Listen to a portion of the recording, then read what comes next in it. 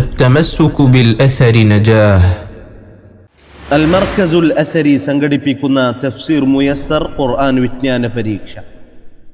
കേരളത്തിനകത്തും പുറത്തും എക്സാം സെന്ററുകൾ പ്രായഭേദമന്യേ സ്ത്രീകൾക്കും പുരുഷന്മാർക്കും പങ്കെടുക്കാം. അസ്സലാമു അലൈക്കും വറഹ്മത്തുള്ളാഹി വബറകാതുഹു. ബിസ്മില്ലാഹിർ റഹ്മാനിർ റഹീം. അൽഹംദുലില്ലാഹി റബ്ബിൽ ആലമീൻ.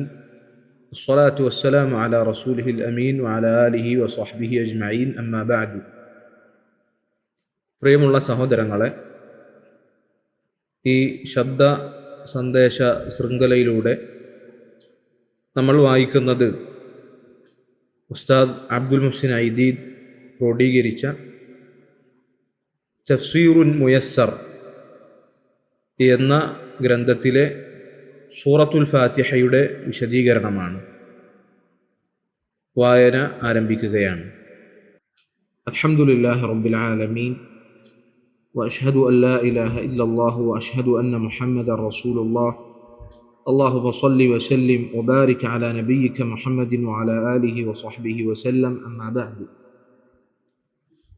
വിശുദ്ധ ഖുർആനിൻ്റെ പ്രാഥമിക ഉദ്ദേശവും പ്രധാന പാഠങ്ങളും സാധാരണ ജനങ്ങൾക്ക് ഗ്രഹിക്കാൻ ഉതകുന്ന ഒരു തഫ്സീർ എന്ന ലക്ഷ്യത്തോടെയാണ് തഫ്സീർ മുയസ്സർ എന്ന ഖുർആൻ വ്യാഖ്യാന പരമ്പരയുടെ ക്രോഡീകരണം ആരംഭിച്ചത്. ഖുർആനിലെ അവസാന 3 ജുസ്ഉകൾ ഇതിനു മുൻപ് പുറത്തിറക്കിയിരുന്നു. വിശുദ്ധ ഖുർആനിലെ 1-ാമത്തെ അധ്യായവും ഏറ്റവും മഹത്തരമായ സൂറത്തുമായ ഫാത്തിഹയുടെ വിശദീകരണം എല്ലാ ജുസ്ഉകളോടും ഒപ്പം നൽകാൻ കഴിയുന്ന വിധത്തിൽ ഒരു ചെറു ഗ്രന്ഥമായി പുറത്തിറക്കാം എന്ന നിർദ്ദേശത്തിൻ്റെ പുറത്താണ് ഈ പുസ്തകം ഇപ്പോൾ പുറത്തിറക്കുന്നത്. എല്ലാ ദിവസവും നിസ്കാരത്തിൽ ആവർത്തിച്ച് പാരായണം ചെയ്യപ്പെടുന്ന ഈ അധ്യായവുമായി ഒരു മുസ്ലിമിനുള്ള ബന്ധം അതിശക്തമാണ്. ഇതുകൊണ്ട് തന്നെ അനേകം പണ്ഡിതന്മാർ ഫാത്തിഹയുടെ വിശദീകരണത്തിന് മാത്രമായി വോള്യങ്ങളുള്ള ഗ്രന്ഥങ്ങൾ മുതൽ ചെറു പുസ്തകങ്ങൾ വരെ രചിച്ചിട്ടുണ്ട്.